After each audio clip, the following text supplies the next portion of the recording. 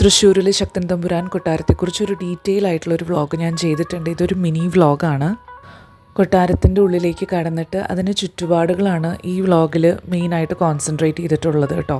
അതിനുള്ളിലേക്ക് കടക്കുകയാണെങ്കിൽ രണ്ട് ഭാഗമായിട്ട് നമുക്ക് തരംതിരിക്കാം. ഒന്ന് ഹെറിറ്റേജ് ഗാർഡനും പിന്നൊന്ന് അപ്പുറത്തെ ഭാഗത്തുള്ള കുടക്കല്ലും ടണലും അങ്ങനെയുള്ള കാര്യങ്ങളുമാണ് കേട്ടോ.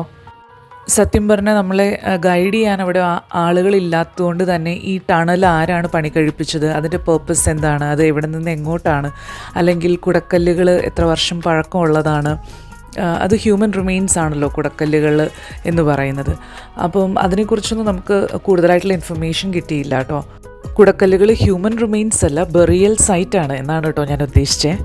പറയാൻ മറന്നൊരു കാര്യം, ഈ കുടക്കല്ലുകളും അതുപോലെ തന്നെ ഈ ടണലൊക്കെ നിൽക്കുന്ന ഒരു ഭാഗമുണ്ടല്ലോ, അതിൻ്റെ ബാക്ക് ഡ്രോപ്പ് മുളങ്കാടുകളാണ് കേട്ടോ. ഇനി നമ്മൾ ഹെറിറ്റേജ് ഗാർഡനിലേക്ക് കടന്നു കഴിഞ്ഞു. ഹെറിറ്റേജ് ഗാർഡനെ വേണമെങ്കിൽ മൂന്നായിട്ട് തരംതിരിക്കാം. ഒന്ന് ബട്ടർഫ്ലൈ ഗാർഡൻ, ഒന്ന് മൂന്ന് രാജാക്കന്മാരുടെ ശവകുടീരങ്ങൾ, പിന്നെ കാവുകളുമാണ്. എനിക്കൊരൊറ്റ നോട്ടത്തിൽ ഞാൻ അങ്ങനെയാണ് അതിനെ തരംതിരിക്കുന്നത്. ഞാൻ 2018 ഈ കൊട്ടാരം ആദ്യമായി കാണാൻ വന്നിരിക്കുന്നത്. അതിനുശേഷം എനിക്ക് തോന്നുന്നൊരു 2 വർഷത്തോളം ഈ കൊട്ടാരം അടച്ചിട്ടിരിക്കുകയായിരുന്നു റെനോവേഷന് വേണ്ടിയിട്ട്. പക്ഷേ ഹെറിറ്റേജ് ഗാർഡൻ്റെ ഭാഗത്തൊക്കെ ചെന്നപ്പോൾ ഇച്ചിരി കാട് പിടിച്ച ഫീലിംഗ് ആണ് എനിക്ക് തോന്നിയത്. ബട്ടർഫ്ലൈ ഗാർഡനിൽ ബട്ടർഫ്ലൈ ഒക്കെ പോയിരുന്നു. എന്തൊക്കെയായാലും ഇതിനുള്ളിലെ ചെടികളും മരങ്ങളൊക്കെ മിക്കതും ഔഷധ ചെടികൾ തന്നെയാണ്. തൃശ്ശൂരിൽ മരണപ്പെട്ട സാമൂതിരിയുടെയും രാമവർമ്മ ശക്തൻ തമ്പുരാൻ്റെയും പിന്നെ കൊച്ചിയിലെ രാമവർമ്മ എന്നീ പ്രമുഖ രാജാക്കന്മാരുടെയും ശവകുടീരങ്ങൾ ഇതിനുള്ളിലുണ്ട് കേട്ടോ.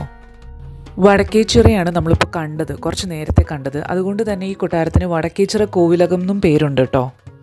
എനിക്ക് ഭയങ്കര സർപ്രൈസിങ് ആയിട്ട് തോന്നിയത് എന്ന് പറയുന്നത് ഒരു കൊട്ടാരമാണിത്. സാധാരണഗതിയിൽ ഒരു കൊട്ടാരത്തിൻ്റെ ഉള്ളിലേക്ക് നമ്മൾ കടന്നു ചെല്ലുന്ന സമയത്ത് പലപ്പോഴും ഒരു ട്രഡീഷണൽ ഫീലാണല്ലോ നമുക്ക് വരിക.